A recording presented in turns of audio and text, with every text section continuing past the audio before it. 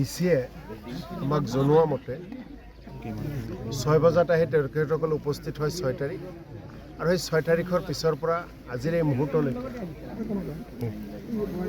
উদ্ধাৰ কাৰ্য চলাই আছে। এজনৰ ডেড বডি পোৱা গৈছে। বাকী কিমান মানুহ আছে সংবাদ মাধ্যমৰ জৰিয়তে আৰু বিভিন্ন চ'ৰ্চৰ পৰা গম পাই আছিলোঁ 9জন ব্যক্তি। আমি যেতিয়া ডিচি আৰু এছ পিক সুধিলোঁ তেখেতসকলে 9জনে বুলি কোনো নিশ্চিত নহয়, 9জনৰ কমো হ'ব পাৰে বেছি হ'ব পাৰে বুলি জনাইছে। আৰু এতিয়ালৈকে উদ্ধাৰ কাৰ্যৰ কাৰণে আমাৰ ৰাজ্যৰ লগতে দেশখনৰ বেলেগ বেলেগ প্ৰান্তৰ পৰা বায়ুসেনা, আমাৰ জলসেনা, নেভি বুলি কওঁ, আৰম্ভ কৰি সকলোৰে সহায় তেওঁলোকে লৈছে। এই মুহূৰ্তলৈকে সফলতা লাভ কৰিব পৰা নাই। আপোনালোকেও ইয়াতে আমাৰ আগৰ পৰা ইয়াতে আছে। আমি তেখেতসকলক বৰপেটা ডিচি ডাঙৰীয়াক আৰু এছ পি ডাঙৰীয়াক মন্ত্ৰীৰ আগতে, ৰাজ্য চৰকাৰৰ 2জন মন্ত্ৰী বহি আছে, তেখেতসকলৰ আগতে সুধিলোঁ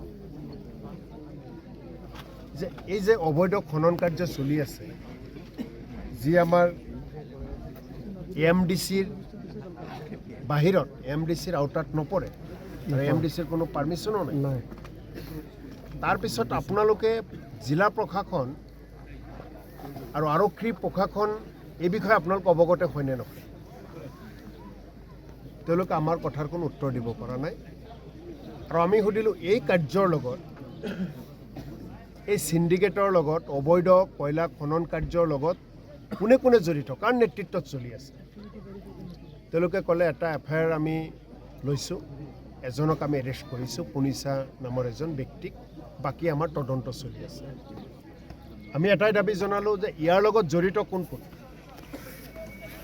দেবুলাল গালোচাৰ পত্নীৰ নামত আজি ইয়াতে অবৈধ খনন কাৰ্য চলি আছে।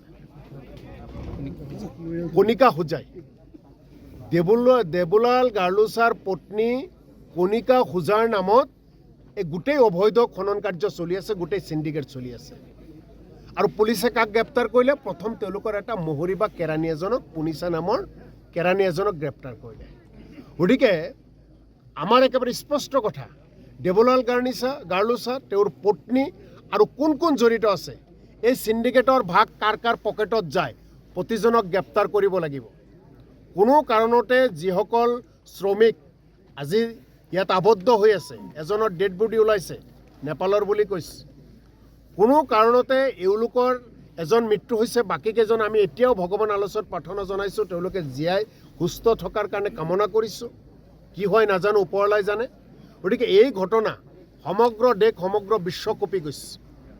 আমি অসমীয়া হিচাপে লজ্জিত হৈছোঁ যে ইয়াতে আৰক্ষী প্ৰশাসন, সাধাৰণ ডিচি আছে, তাৰপিছতো ইয়াতে যেনেকুৱা খনন কাৰ্য চলি আছে, মেচিনবিলাক দেখিছোঁ মামৰে ধৰিছে। মানে ইয়াতে বহু দিনৰ পৰা এই কাৰ্য চলি আছে।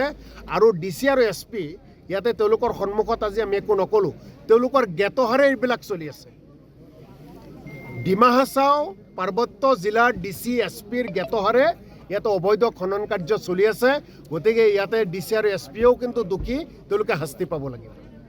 এই মুহূৰ্তত আকৌ আপোনালোকৰ জৰিয়তে আল্লাহ ভগৱানৰ ওচৰত প্ৰাৰ্থনা জনাইছোঁ, উদ্ধাৰ কাৰ্য অতি সোনকালে সফল হওক। আৰু উদ্ধাৰ কাৰ্যৰ লগত যিসকল জড়িত হৈ আছে তেওঁলোককো ভগৱান আল্লাই শক্তি দিয়ক, যি শক্তিৰ জৰিয়তে যাতে অতি সোনকালে উদ্ধাৰ কাৰ্য চলাব পাৰে।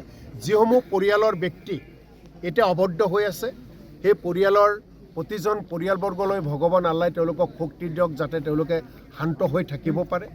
আৰু আহি থকা সময়খিনিত কংগ্ৰেছ দলে ইয়াতে যিসকল পৰিয়াল ক্ষতিগ্ৰস্ত হ'ব, প্ৰতিটো পৰিয়ালৰ লগত আমি থাকিম। আৰু অসম চৰকাৰে ইয়াতে ক্ষতিগ্ৰস্ত পৰিয়াল, প্ৰতিটো পৰিয়াললৈ আৰ্থিক সাহায্য আগবঢ়াব লাগিব। আৰু পৰৱৰ্তী সময়খিনিত আমি প্ৰতিবেদন আমাৰ দলৰ হাইকমাণ্ডক দিম, আৰু আমাৰ দলৰ ফালৰ পৰা এই ক্ষেত্ৰত আৰু কি কি যাৱতীয় ব্যৱস্থা লোৱা হ'ব আপোনালোকক সংবাদ মাধ্যমত আমি অৱগত কৰিম।